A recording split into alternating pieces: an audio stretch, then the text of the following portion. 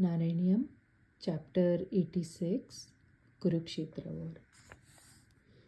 Salvo Bhaishmi Vivahe Yadubala Vijitaschandrachudadvimanam Vidnan Saubham Samayi Tvai Vasati Kurun Tvatpurim Abhyabhankshit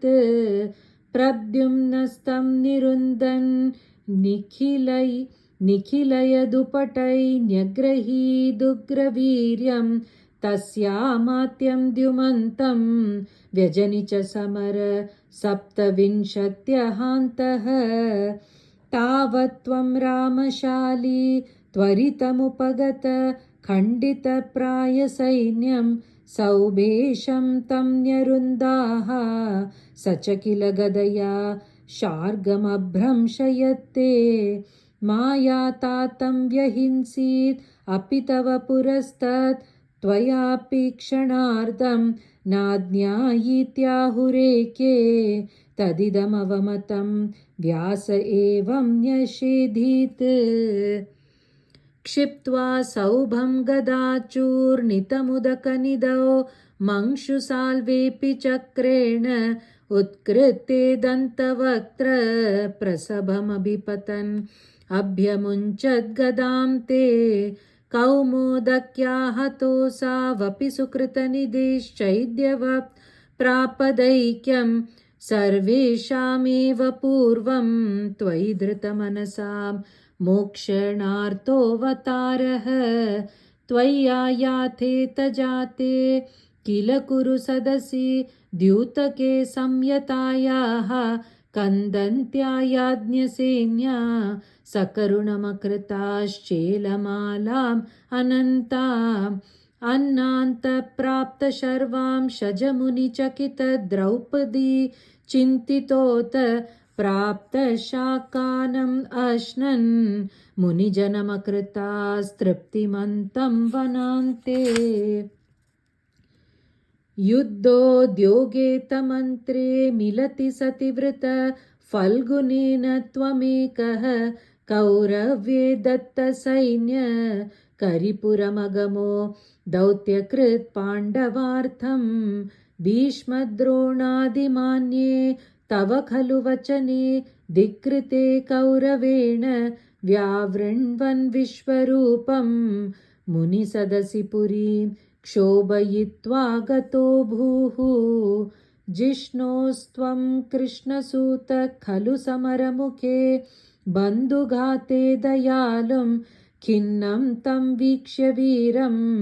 किमिदमयि सखे नित्य एकोऽयमात्मा को वद्य कोऽत्र हन्ता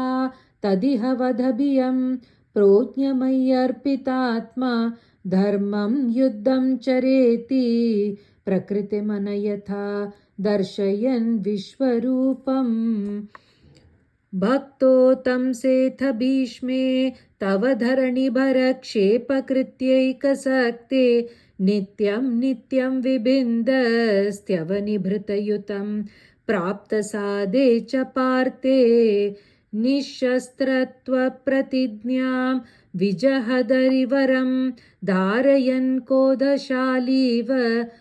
आधावन् प्राञ्जलिं तं नतशिरसमधो वीक्ष्य मोदात् अपागाः युद्धे द्रोणस्य हस्ते स्थिररणभगदत्तेरितं वैष्णवास्त्रं वक्षस्यादत्तचक्रस्थगितरविमः प्रार्दयत् सिन्धुराजं नागास्त्रे कर्णमुक्ते क्षितिमवनमयन् केवलं कृत्तमौलिं तत्रापि पार्थं किमिव न हि भवान् पाण्डवानाम् अकार्षीत् युद्धादौ तीर्थगामी स खलु हलधरो नैमिषत्रेत्रमूर्च्छत् अप्रत्युत्थायि सूत क्षयकृदथ सुतं तत्पदे कल्पयित्वा यज्ञग्नं बल्वलं पर्वणि परिदलयन् स्नाततीर्थोरणान्ते सम्प्राप्तो भीमदुर्योधनरणमशमं वीक्ष्य यातः पुरीं ते संसुप्तद्रौपदेयक्षपणहतधियं द्रौणिमेत्य त्वदुक्त्या तन्मुक्तं ब्राह्ममस्त्रं समर्तविजयो मौलिरत्नं च जह्रे उच्चित्यै पाण्डवानां पुनरपि च विशुत्युत्तरागर्भमस्त्रे रक्षन्नङ्गुष्ठमात्र किल जठरमगाश्चक्रपाणिर्विभो त्वम् धर्मौघं धर्मसूनोरभिददखिलं छन्दमृत्युः स भीमः त्वां पश्यन् भक्तिभूम्नैव हि सपदि ययौ निष्कलब्रह्मभूयं संयाज्याथाश्वमेधैः स्त्रिभिरतिमहितैर्धर्मजं पूर्णकामं सम्प्राप्तो द्वारकां त्वं पवनपुरपते पाहि मां सर्वरोगात्। नारायण अखिलगुरो भगवन्नमस्ते।